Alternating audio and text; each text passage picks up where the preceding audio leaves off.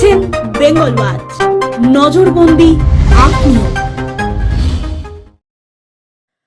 উত্তর চব্বিশ পরগনার অন্তর্গত খড়দহ কল্যাণনগর এলাকায় এক ব্যবসায়ীকে দোকানে ঢুকে বেধড়ক মারধর দুষ্কৃতীদের। সূত্রের খবর, রবিবার সন্ধ্যায় একদল দুষ্কৃতী খড়দহ কল্যাণনগর এলাকায় গ্রসিন নামক এক দোকানে এসে 5,000 টাকার দাবি করে। দোকানদার সেই টাকা দিতে নারাজ হওয়ায় দোকানদারকে প্রথমে অকথ্য ভাষায় গালিগালাজ করে দুষ্কৃতীরা। দোকানদারের অভিযোগ, এরপরেই মদ্যপ অবস্থায় দোকানদারের ওপর চড়াও হয় দুষ্কৃতীরা।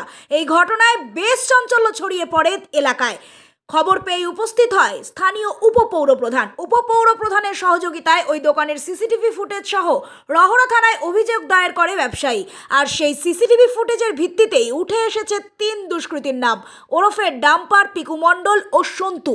তথ্যসূত্রের খবর, ওই 3 দুষ্কৃতী তৃণমূল কংগ্রেসের কর্মী। ঘটনাটি খতিয়ে দেখছে রহরা থানার পুলিশ।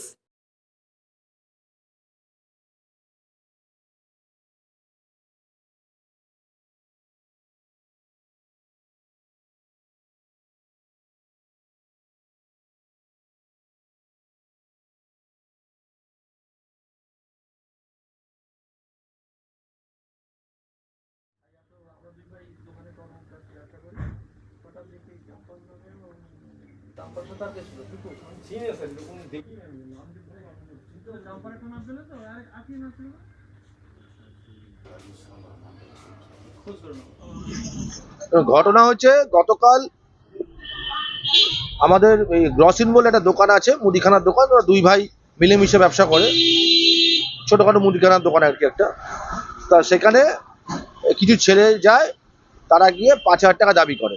আজকে 25শে ডিসেম্বর পিকনিক করবে, মদ খাবে, সেই জন্য 5,000 টাকা দাবি করে।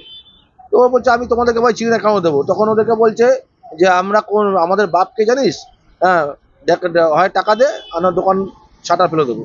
তো এই এক কথা দু কথা কাটাকাটি হয়। তারপরে আর্মস বার করে মারধর করে। এই অপু আর দীপু 2 ভাই, ওদের 2জনকে মারধর করে দোকানের মালপত্র যা আছে ওগুলোকে ভাঙচুর করে, মালপত্র ফেলে দেয়। অনেক টাকা সম্পত্তি নষ্ট হয়েছে, জিনিসপত্র নষ্ট হয়েছে। যাই হোক, এই সমস্ত করে তারপরে মারধর করে তারপরে ক্যাশ থেকে টাকা নিয়ে চলে যায়। আমার দলের ছেলে বলে এরকম কোনো স্পেশালিস্ট বলে কিছু নেই। দল করে খড়দার সব ছেলেরাই, প্রচুর সংখ্যক ছেলে দল করে। হ্যাঁ, আমার সঙ্গে থাকে প্রচুর ছেলে আছে যারা আমার আইএনটিটিসির সঙ্গে আছে, যারা দলটা করে মমতা ব্যানার্জির দল করে নিশ্চয়ই।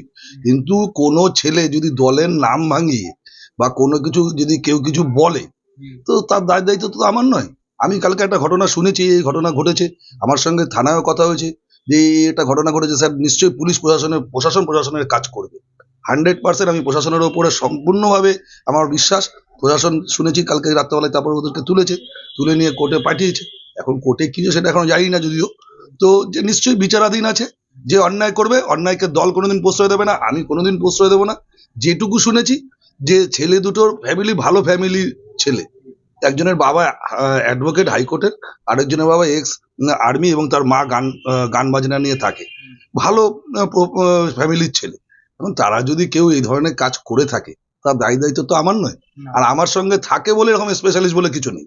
থাকতে পারে, দল করতে প্রচুর ছেলে আসে, তারা থাকে, কিন্তু কোনো অন্যায় কাজকে আমরা বরদাস্ত করি না। আপনার দলেরই উপপৌরপ্রধান আপনার বিরুদ্ধে অভিযোগ করছেন, কি বলবেন? শুনুন, উপপৌরপ্রধান অভিযোগ করছে, তার মানসিক ভারসাম্য হারিয়ে ফেলেছে। সে নিজে জানে কেন বলছে। সে দলের বিরুদ্ধে দুটো কথা বলছে, সে দলের বিরুদ্ধে বলছে। দল তার ব্যাপারটা বুঝবে, আমি ওর সম্বন্ধে কি বলবো।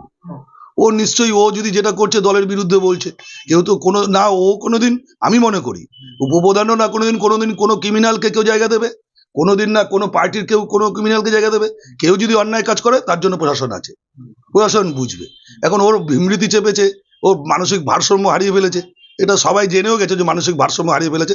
সংগঠন তো নেই ওর, সংগঠনটা আমরা করি। ও উপপ্রধান হয়েছে কিন্তু সংগঠন আছে, সংগঠনটা আমরা করি। এবার আমরা সংগঠন করতে ওর স্বাভাবিক জ্বালা হতেই পারে যে আমাদের সঙ্গে এত ছেলে, এত দল, আবেগী ছেলে, সব ছেলে দল করছে, ওর সঙ্গে লোক নেই। ও সেই ভাষায় বলছে, ও যেটা বলছে ওটা নিশ্চয়ই পার্টির ওপর মহলে বুঝবে, তারা জানবে।